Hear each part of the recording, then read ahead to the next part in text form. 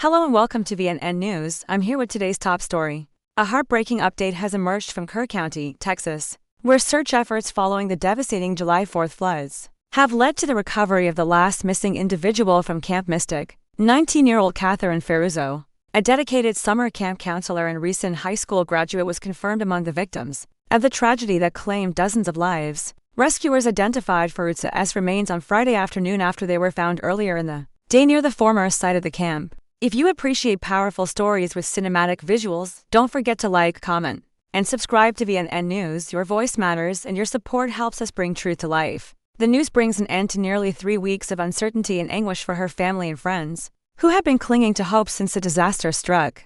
In a statement released through the Texas Rangers, the Ferruzzo family expressed their profound sorrow while extending gratitude to the search and rescue teams. The statement read, "Our family would like to take a moment to thank all of the incredible individuals who have come together to support our family and our Katie during this incredibly difficult time. Our hearts are broken. As many of you know, our Katie was found deceased in the rubble of Camp Mystic. The Texas Rangers recovered her body and notified us this afternoon. With her body now recovered, we can bring our Katie home and lay her to rest. Although our hearts are broken and our pain is unbearable, we are grateful to know that she is no longer suffering. Our Katie was an incredible young woman who had a passion for working with children, especially those with special needs. She was a fierce and loving spirit who had a huge impact on everyone she met. She had just graduated from high school and was looking forward to starting college in the fall. She was accepted into the University of Texas at Austin, where she planned to study to become a special education teacher.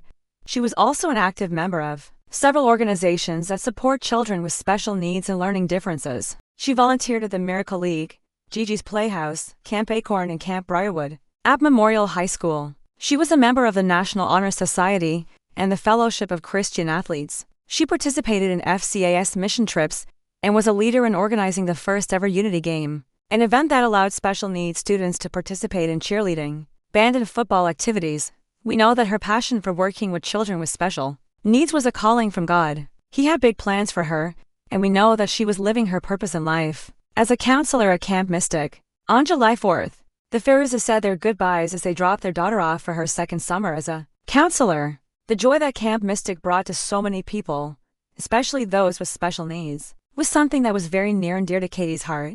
She loved the campers, the other counselors, and the families. The memories that were created there will be cherished forever, the family shared. In the days following the disaster, the family expressed their pride in knowing that their daughter did everything she could to protect the campers. We have no doubt that she did everything she could to keep those girls safe. The search for the missing counselor began immediately after the floodwaters receded, but it wasn't until authorities drained a large portion of the river that the search became possible. Floodwaters washed away most of the buildings at the camp, including the main lodge where many slept. Rescuers faced challenges in locating the victims due to the swift and powerful currents, which hampered both air and ground searches. The force of the water was so strong that it even moved train cars off the tracks.